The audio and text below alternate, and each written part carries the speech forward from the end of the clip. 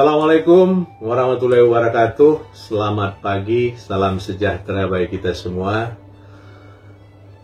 Bagaimana para peserta diklat pengelolaan barang milik daerah? Saya lihat semua Anda dalam keadaan segar. Tentunya harapan kami dari awal hingga berakhir nanti mata pelatihan ini, Bapak Ibu berada dalam keadaan sehat walafiat dan enjoy di dalam mengikuti pelatihan ini. Jadi, nothing tulus saja, jangan ada keterpaksaan. Bapak Ibu, ini pertama kita sampaikan, penting buat Bapak Ibu sekalian, karena kebijakan umum pengelolaan barang milik daerah ini merupakan pembuka dalam rangkaian mata pelatihan yang ada. Jadi Bapak Ibu harus tahu bahwa kebijakan umum ini disampaikan, intinya adalah merefer kepada aturan-aturan hukum yang berlaku. Yang kedua yang paling penting adalah isu-isu strategis yang perlu Bapak Ibu ketahui saat ini terkini tentang barang milik daerah yang dikelola pemerintah DKI Jakarta. Kira-kira apa isu-isu permasalahannya, gitu ya. Jadi saya akan menyampaikan, sebelumnya perkenalkan saya Benyamin Bukit, Widya Suara Utama BPSDM Pemprov DKI Jakarta. Mungkin dalam kesempatan yang singkat ini saya akan menyampaikan beberapa slide yang tentunya bisa nanti mengasih pencerahan kepada Bapak Ibu sekalian. Nah, pertama yang saya sampaikan tentunya adalah dasar hukum. Dasar hukum sebetulnya selain PP dan Permendagri, ada satu yang merupakan hulu atau induk daripada pengelolaan barang milik daerah ini. Apa itu? Adalah Undang-Undang Nomor 1 Tahun 2004 tentang Perbendaharaan Negara. Di situ diatur satu pasal khusus mengenai pengelolaan barang, baik barang negara maupun barang daerah.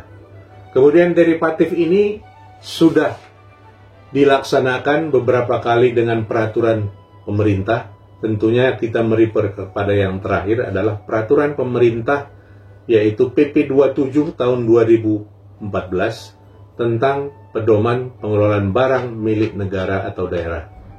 Nah, di mana di dalam PP ini diamanatkan untuk lebih lanjut pengelolaan barang milik negara diatur dengan peraturan Menteri Keuangan.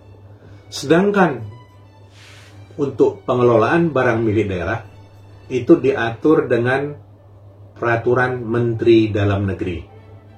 Jadi dari daerah manapun itu, dari Sabang sampai Merauke, sepanjang itu dia pemerintah daerah, kota maupun kabupaten, acuannya adalah Permendagri nomor 19 tahun 2016. Nah, kemudian Bapak Ibu, apa yang melatar belakangi kebijakan umum ini disampaikan?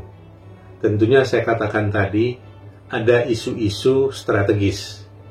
Nah, antara lain yang melatar belakangi tentunya reformasi bidang keuangan negara, termasuk di dalamnya mencakup bidang pengelolaan barang milik kekayaan negara yang diatur dalam Undang-Undang 1 2014. Nah, itu dinyatakan bahwa pemerintah wajib melakukan pengamanan terhadap barang milik negara maupun milik daerah.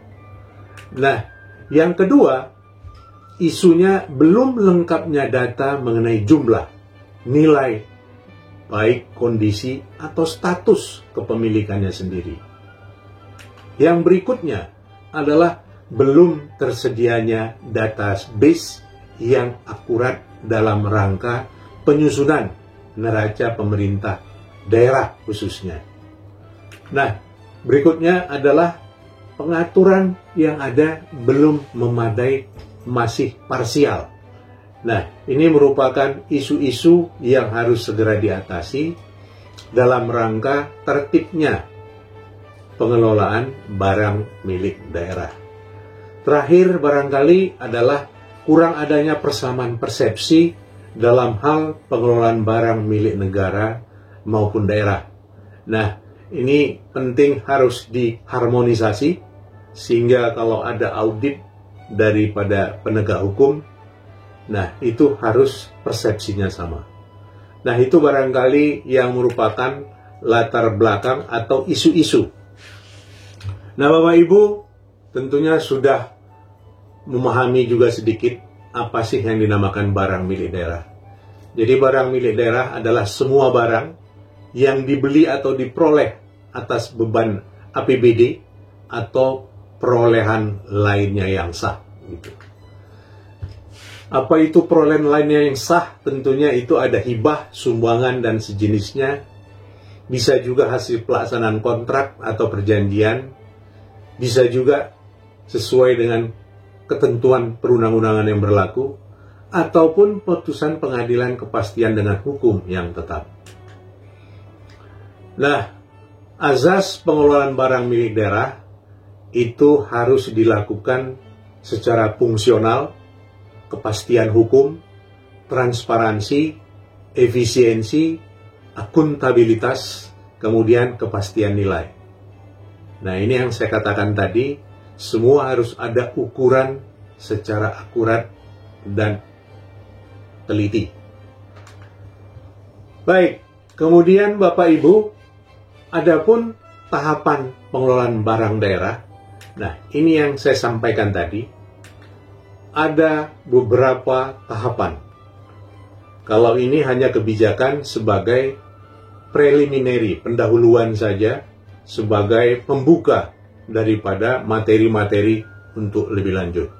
Pertama adalah perencanaan kebutuhan penganggaran. Yang kedua adalah pengadaan. Yang ketiga adalah penggunaan. Yang keempat adalah pemanfaatan barang daerah. Yang kelima adalah pengamanan pemeliharaan barang daerah.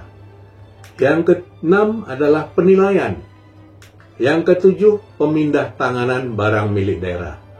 Kemudian yang kedelapan adalah pemusnahan barang milik daerah. Yang kesembilan, penghapusan barang milik daerah. Yang kesepuluh, penatausahaan barang milik daerah. Yang kesebelas atau yang terakhir adalah pembinaan, pengawasan, dan pengendalian barang milik daerah.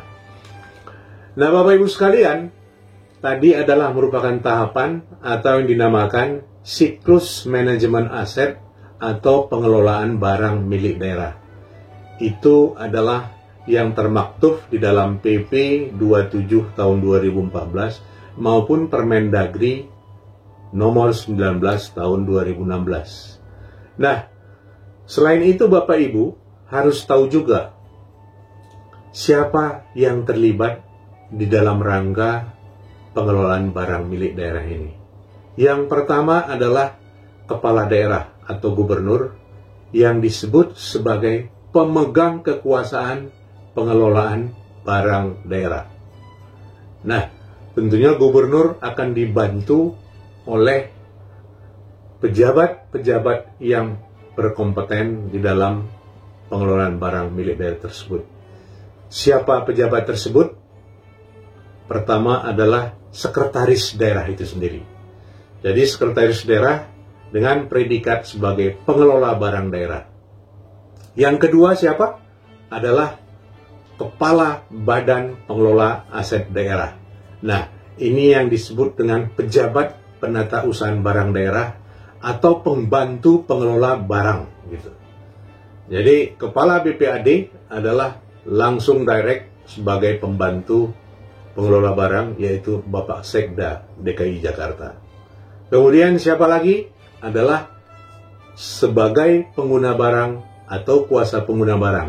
Siapa itu? Adalah kepala SKPD ataupun kepala UKPD. Kemudian berikutnya adalah pengurus barang. Jadi pengurus barang ini pun nanti ada pengurus barang pengelola, ada pengurus barang pengguna.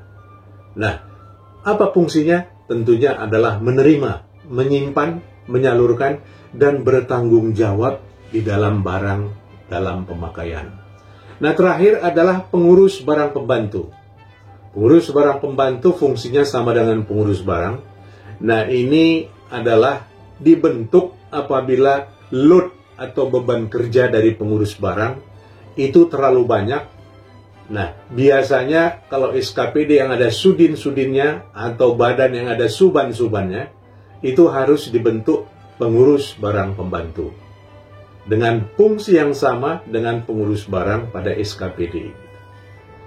Baik, kita lanjut. Nah, perencanaan ini adalah merupakan siklus pertama, perencanaan, pengadaan, penggunaan barang milik daerah. Dan nanti lebih lanjut dalam materi perencanaan akan disampaikan secara detail. Nah, mungkin satu hal baru, kalau dulu namanya RKBU atau RKPBU, sekarang adalah namanya RKBMD, Rencana Kebutuhan Perencanaan Barang Milik Daerah, atau Rencana Kebutuhan Pengelolaan Barang Milik Daerah, atau RKPMD. Gitu ya. Jadi itu di dalamnya termasuk pengadaan dan pemeliharaan. Nah, jadi RKBMD itu adalah Rencana Kebutuhan Barang Milik Daerah. Nah, kemudian yang berikutnya adalah siklus pengadaan barang. Pengadaan barang ini tentunya merefer kepada Perpres terakhir adalah Perpres 16 tahun 2018 sebagai pengganti ketentuan-ketentuan sebelumnya. Nah, kemudian adalah prinsip-prinsip daripada pengadaan barang itu sendiri harus efisien, efektif, serta pengaturannya itu merefer kepada aturan yang berlaku, kecuali mengenai pengadaan tanah merefer kepada Perpres 65 tahun 2006. Nah, hal lain tentunya penggunaan. Ini adalah siklus berikutnya. Nah, kemudian siklus berikutnya lagi tentunya adalah merupakan lanjutan, yaitu pemanfaatan barang milik daerah itu sendiri. Nah, kemudian siklus yang berikutnya adalah setelah pemanfaatan adalah pengamanan pemeliharaan barang milik daerah. Nah, kemudian siklus berikutnya pemusnahan dan penghapusan barang milik daerah itu sendiri. Saya tidak usah terlalu detail karena nanti per materi akan diampu oleh kawan-kawan yang menyampaikan satu persatu tentang hal tersebut. Nah, kemudian setelah pemusnahan dan penghapusan, tentunya adalah penilaian barang daerah itu sendiri. Nah, kemudian adalah pemindah tanganan barang daerah itu sendiri. Kemudian terakhir barangkali adalah penata usahaan, pengendalian, kemudian pembinaan barang daerah itu sendiri. Nah, barangkali Bapak Ibu, saya tidak mengulas lebih lanjut, nanti akan disampaikan kepada materi-materi seterusnya. Itulah bagian dari kebijakan pengelolaan barang daerah secara umum yang bisa saya sampaikan. Selamat mengikuti pelatihan ini lebih lanjut. Akhir kata, Assalamualaikum warahmatullahi wabarakatuh.